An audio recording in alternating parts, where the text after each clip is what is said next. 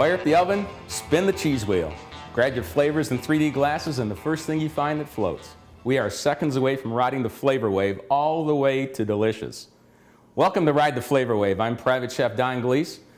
On the wave today, we have a yellowfin tuna, perfectly seared medium well with a nectarine salsa, and a Tuscan coleslaw.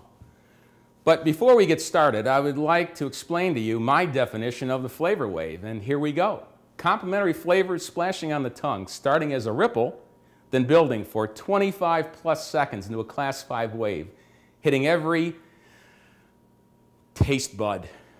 The flavors build and roll into a just an overwhelming feeling of tingly bliss, unique to the chemistry of each dish. Whew. Getting tingly just thinking about it.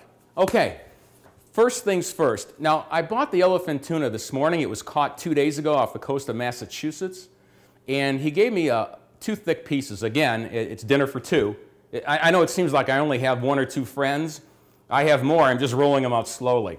But let me pull the fish out, the tuna. I'll show it to you. What I'd like to do is get that on the grill first, then make the nectarine salsa. Then we'll probably still have time for that Tuscan coleslaw before the fish is finished. Maybe put it on the platter, tent it, just to rest it a moment, and then serve and get on the flavor wave. But here it is. Perfectly delicious, does not smell like fish at all. It smells like seawater. Now, when you're at your fish counter, anything in the counter is stuff that they want to sell you. The oldest product they have is in the fish counter. The fresh stuff is in the back. Always smell the stuff in the counter before they wrap it up 40 times, you take it home. If it smells anything like fish, refuse it, go to the back, get something out of there. If that doesn't smell fresh, go to something else, another option. But fresh, smells like seawater, never like fish. That's bacteria. That's the smell of bacteria, please. Now, let's season this and get it on the grill. Because there's no skin on this, I don't want it to stick to my grill. We're going to olive oil both sides. Extra virgin. We can that was enough for both sides. We can slosh it around a little bit. Again, of course, we're adding flavor. This is my fish hand. I've got to remember that. Salt on both sides. Well, let's go to pepper here. Make it simple. And then pepper on the other side. And of course, salt that side. So I have my grill on medium. We'll do it low and slow. We don't need a char, a sear. Again, I'm going to really try to get close to medium well. I know whatever your family and your preferences, you can go anywhere from rare, obviously, all the way on up to well done. But for my application today, a medium well is the perfect doneness, the perfect temperature. So let's get grilling. Oh, it's a beautiful summer's day. The birds are chirping. The crickets are rubbing their legs together. I can hear a few of those too. And here we are at the grill. Again, I'm hoping and praying that this olive oil does its job. But the grill is on medium. It should take 5 minutes per side to go medium well. Let's go make the salsa. Now let's make our nectarine salsa. I cut up 1 nectarine in a nice dice. The application, the recipe calls for 2.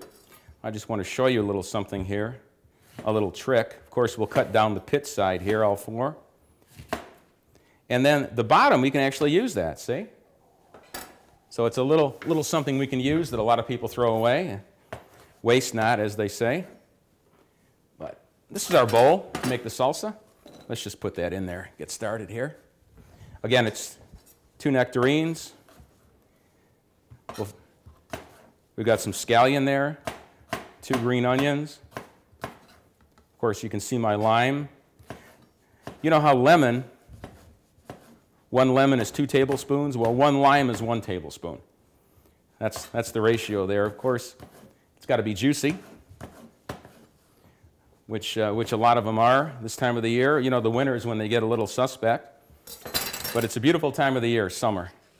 Everything seems to be juicy and fresh. So here we go. Scallion in next. Just a light chop on that. We'll use it all the way to the end. As you can see, I cut the fuzzy tip off, the tip that looks like the top of my head. And I cut the little bit of that end off, that brown part. We can use it all. Some chefs claim that it gets a little bitter on the top, but yeah, it really doesn't. And even if it does, that bitterness is a contrast of flavor. Again, it gives us that three-dimensional flavor that we're always looking for here on the flavor wave. So that's it. Scallions in there, our lime. Let's roll it, make it a little soft. Beauty of limes, there aren't any seeds, so I don't need my strainer, do I?